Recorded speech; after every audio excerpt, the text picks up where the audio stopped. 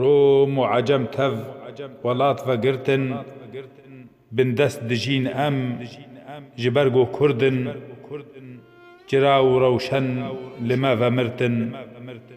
ger bêne kuştin dayê tu me girî xweda niştiman li nav me Kurdan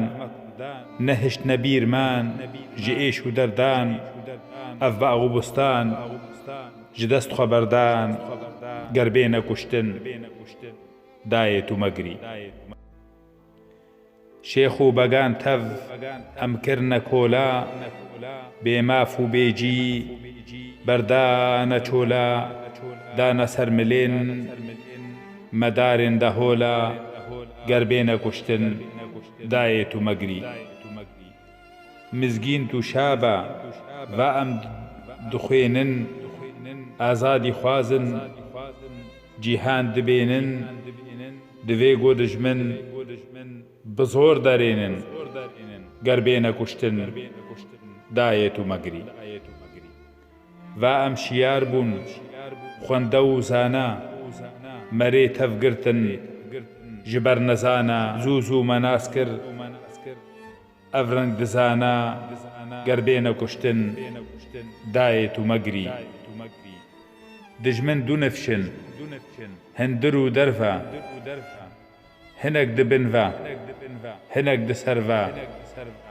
Kurdên nezan jî tên me bi ser da ger bêne kuştin dayê tu me girî divê ji bo te em rast bibêjin bin dest û kola tim jîn dirêjin nabin xwedî maf xwînê nerêjin ger bêne kuştin dayê tu me girî em tev diçin tên dolab û çerxin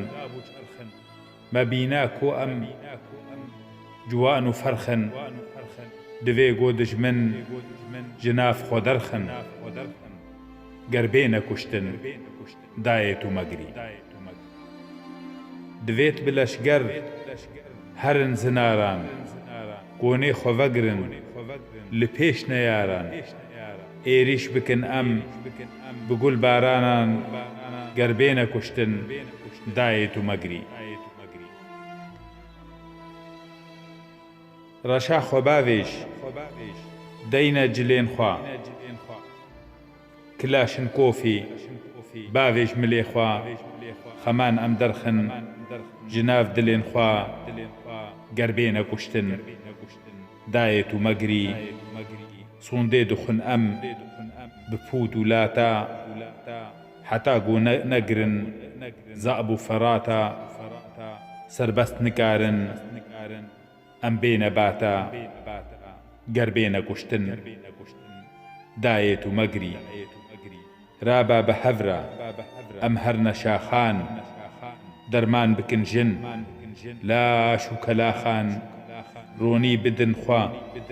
rengê çiraxan ger bêne kuştin dayê tu me girî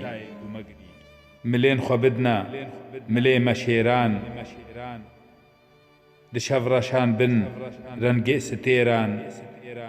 şêr tev de şêrin çi jinin çi mêr ger bêne kuştin dayê tu me girî dayê em xortin xwîna me germe bin dest bimînin ji bo me şerme ta kengî dijmin paşa li ser me ger bêne kuştin dayê tu me girî êdî me navên ev reng û ev jîn em tev şiyar bûn ferhad û şêrîn em guh didêrin dengê cegerxwîn ger bêne kuştin dayê tu me girî